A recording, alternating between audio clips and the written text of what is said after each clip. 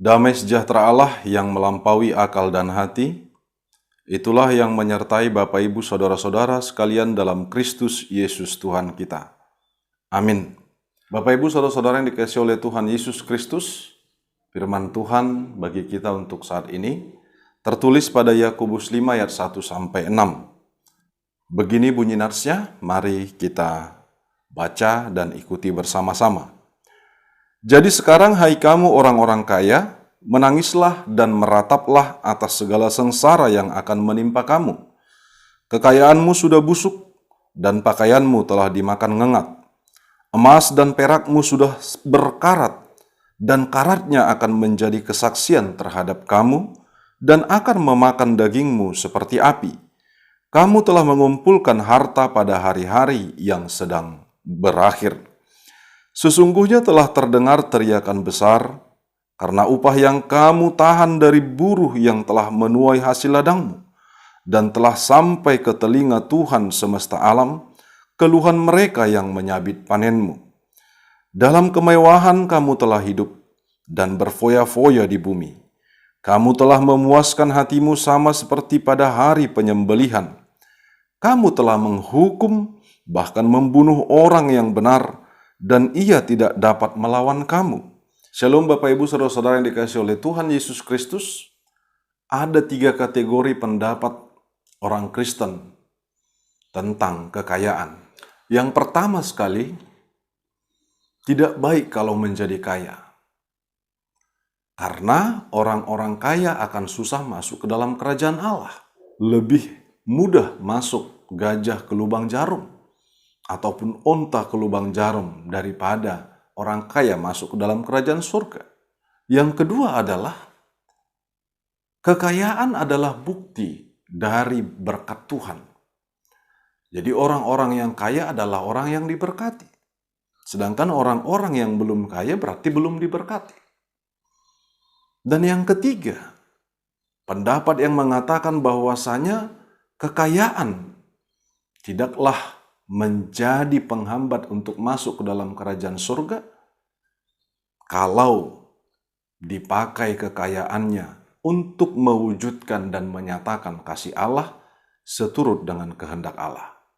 Bapak Ibu Saudara-saudara yang dikasihi oleh Tuhan Yesus Kristus, bagaimana pemahaman kita tentang kekayaan? Lalu bagaimana yang disampaikan oleh Rasul Yakobus pada perikop ini? Lalu dia mengatakan menghardik orang-orang kaya dengan sangat keras. Jadi sekarang hai kamu orang-orang kaya, menangislah dan merataplah atas sengsara yang akan menimpa kamu. Kalau memang kekayaan itu adalah untuk kesedihan dan untuk peratapan, untuk apa menjadi orang kaya? Sepintas kita lihat melalui perikop ini, bahwa kekayaan itu adalah kesalahan. Tapi mari kita lihat lebih baik apa yang terjadi dalam perikop ini. Kita mau melihat bagaimana latar belakang kehidupan pada saat itu. Ternyata orang-orang kaya yang dimaksud ialah orang-orang yang memperoleh kekayaannya dari hal-hal yang tidak semestinya. Mereka melakukan ketidakadilan. Mereka mengambil dan menahan upah buruh yang memanen ladangnya sendiri. Mereka hidup dengan berfoya-foya, sementara para buruh mengalami kemiskinan. Mereka sibuk menikmati manisnya pesta pora, sedangkan para buruh mengalami kesakitan karena kemiskinannya. Mereka senantiasa menumpuk harta kekayaannya, sedangkan orang-orang lain semakin miskin menderita. Mereka tidak peduli dengan sapaan Tuhan kepada mereka. Mereka tidak peduli dengan Kristus. Mereka tidak peduli dengan kekekalan. Mereka hanya peduli dengan kebutuhan mereka, kekayaan mereka, dan hanya memikirkan dirinya sendiri. Oleh karenanya Bapak Ibu, bukan karena kekayaannya ternyata Rasul Yakobus menyatakan nats ini, tetapi oleh karena tingkah laku, oleh karena tata cara kehidupan, orang-orang kaya tersebut yang melakukan penindasan kepada orang-orang miskin, kepada para pekerjanya, mereka rakus, mereka bertindak tidak adil, dan bahkan mereka mengambil hak-hak orang lain. Saudara-saudara yang dikasihi oleh Tuhan Yesus Kristus, melalui perikop ini, kita disapa untuk memiliki pemahaman bahwa yang pertama sekali, harta dunia adalah sementara. Harta dunia akan berlalu. Layaknya minum air laut, demikianlah kalau hati sudah terlanjur cinta dengan harta. Layaknya minum air laut, demikianlah hati orang-orang yang tertaut pada harta duniawi. Semakin diminum, semakin haus. Demikian juga orang-orang yang gila harta. Mereka akan tidak pernah puas. Tidak ada kata-kata sudah cukup bagi mereka. Tetapi mereka terus mencari, dan untuk dirinya sendiri. Untuk kesenangannya sendiri. Untuk kekayaannya sendiri. Bapak, Ibu, Saudara-saudara yang dikasihi oleh Tuhan Yesus Kristus. Masa pandemi sekarang tentunya menjadi pelajaran bagi seluruh umat manusia. Tidak peduli orang kaya ataupun orang miskin. Ketika sudah terinfeksi virus corona, mau kaya mau miskin, dan sudah banyak buktinya yang sampai meninggal dunia. Ternyata orang kaya tidak bisa membeli nyawanya. Tidak bisa menebus nyawanya untuk hidup menikmati kekayaannya kembali. Bapak Ibu, untuk hidupnya nyawanya di dunia ini saja dia tidak bisa untuk pertahankan dan untuk dia beli dengan uang harta kekayaannya. Apalagi untuk hidup yang kekal. Oleh karenanya Bapak Ibu Saudara-saudara yang dikasihi oleh Tuhan Yesus Kristus, itulah yang dikatakan oleh Rasul Yakobus pada ayat 2-3. Semuanya telah busuk, bahkan emas menjadi berkarat. Yang tidak pernah kita lihat emas berkarat. Tetapi yang dia maksudkan adalah, mau bagaimanapun keindahan, kekayaan, itu semua akan berlalu. Dan itu semua akan musnah. Namun ada harta yang tidak akan pernah berlalu. Yaitu harta yang sudah dipersiapkan oleh Tuhan Allah melalui Tuhan Yesus Kristus sebagai upah bagi seluruh orang-orang yang percaya dan setia kepadanya, yang percaya kepada Tuhan dan hidup di dalam kebenarannya. Tentunya melalui itu, kita tidak bisa membandingkan betapa besarnya dan mahalnya kasih Allah di dalam kehidupan kita. Tidak akan ada bandingnya, maupun dibandingkan dengan emas berlian yang berkilauan. Bapak, Ibu, Saudara-saudara yang dikasihi oleh Tuhan, pada Matius 6 ayat 19-21 Tuhan Yesus mengatakan, "Janganlah kamu mengumpulkan harta di bumi ngengat dan karat merusaknya, dan pencuri membongkar serta mencurinya. Tetapi kumpulkanlah bagimu harta di sorga gengat dan karat tidak merusaknya, dan pencuri tidak membongkar serta mencurinya. Karena di mana hartamu berada, di situ juga hatimu berada." Jadi, bagaimanapun banyaknya harta dan kekayaan manusia, itu tidak akan sebanding dengan harta yang kekal selama-lamanya yang dinyatakan oleh Tuhan.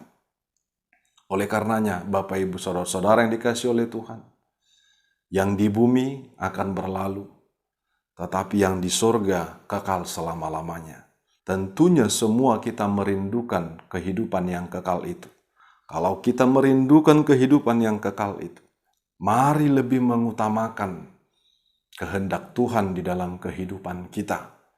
Mau kaya, mau miskin, mau bagaimanapun kehidupan kita, biarlah kiranya semua seturut dengan kehendak Tuhan. Janganlah menjadi orang yang tergiur oleh harta dan menjadi orang yang takut kehilangan harta. Sama dengan yang terjadi dengan istrinya Lot ketika Tuhan menurunkan hukuman kepada Sodom dan Gomora. Bapak Ibu, Tuhan sudah menyatakan agar mereka pergi dari Sodom dan Gomora dan jangan menoleh ke belakang. Tetapi istri Lot menoleh ke belakang. Seperti hartanya yang hangus, demikianlah istri Lot juga mengalami hukuman yang daripada Allah. Bapak Ibu saudara-saudara yang dikasihi oleh Tuhan Yesus Kristus. Yang kedua ialah jangan memperoleh hasil dari menahan upah. Seperti apa yang dilakukan oleh orang-orang kaya pada latar belakang perikop ini.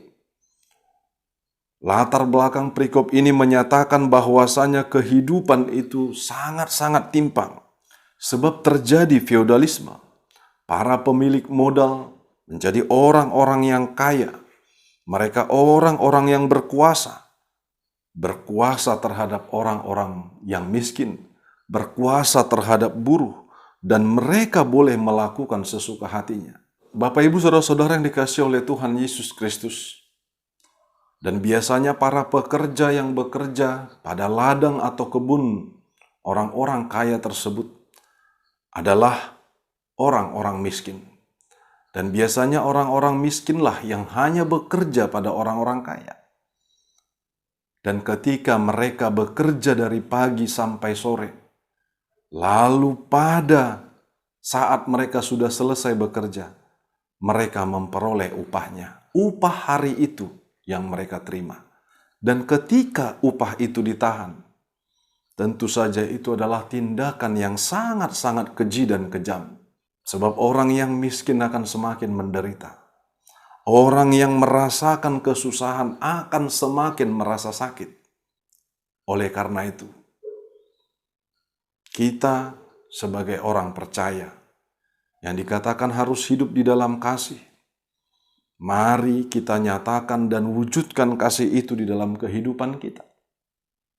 Bukannya kita malah mengambil hak orang lain, mengambil yang bukan hak kita. Tetapi justru kita diajari untuk memberikan apa yang ada pada kita kepada orang lain. Bukan malah mengambil hak orang lain. Sebab itulah perwujudan kasih untuk menyatakan kasih yang daripada Allah. Yang ketiga Bapak Ibu, memuaskan hati, menggemukkan pada hari penyembelihan. Orang-orang kaya pada saat itu disampaikan oleh Rasul Yakobus sama dengan ternak yang digemukkan dan menunggu hari penyembelihan. Sebab demikianlah orang-orang kaya yang pelit, orang-orang kaya yang rakus, orang-orang kaya yang egois, orang-orang kaya yang mengambil hak orang lain. Sama seperti ternak yang digemukkan untuk sampai kepada penyembelihan. Saudara-saudara yang dikasihi oleh Tuhan Yesus, penyembelihan yang dimaksud adalah hari penghakiman. Hari penghakiman yang daripada Tuhan. Tentu saja kita tidak mau seperti domba yang digemukkan untuk disembelih. Tetapi kita mau menjadi orang-orang yang selamat. Orang-orang yang hidup dan memperoleh kehidupan yang kekal.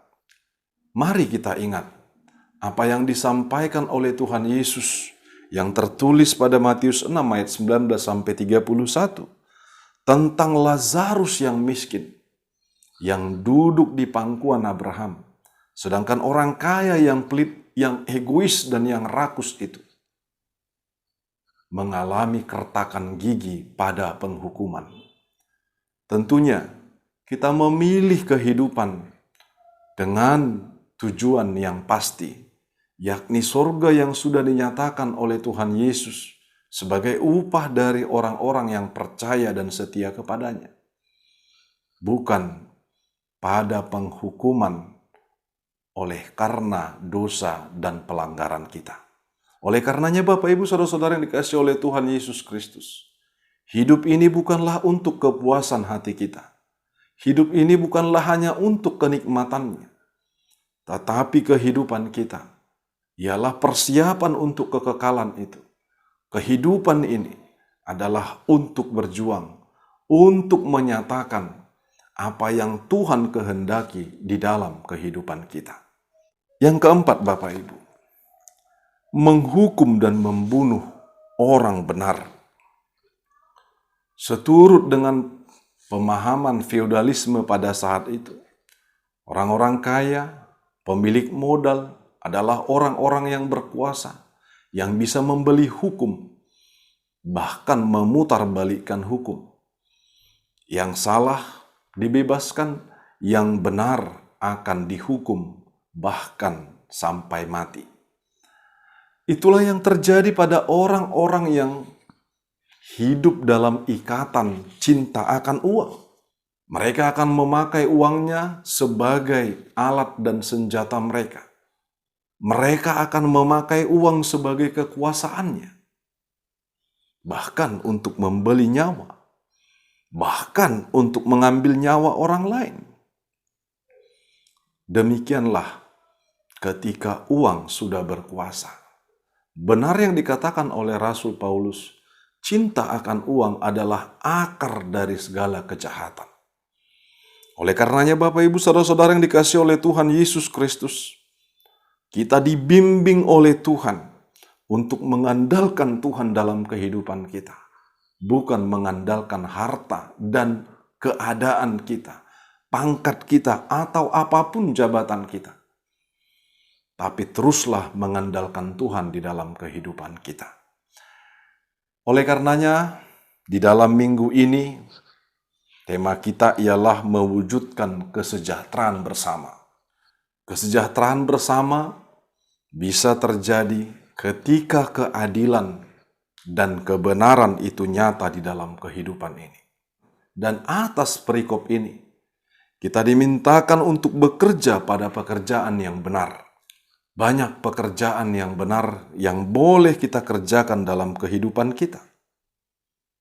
Banyak pekerjaan yang boleh kita kerjakan. Pekerjaan yang benar ialah pekerjaan yang sesuai dengan kehendak Tuhan. Jangan dibuat alasan kemiskinan untuk melakukan kejahatan. Jangan dibuat alasan kekurangan untuk melakukan perampokan ataupun pencurian ataupun penipuan. Apalagi membuat alasan kekurangan kekayaan atau karena dia masih kurang kaya, lalu dia melakukan hal-hal yang tidak benar, melakukan ketidakadilan, mengambil hak-hak orang lain, korupsi, nepotisme, dan kolusi. Ini merupakan penyakit yang harus kita hapus secara bersama-sama, mulai dari diri kita sendiri, dan juga dalam kehidupan kita. Marilah tetap mengambil yang menjadi hak kita atau sesuai dengan upah kita.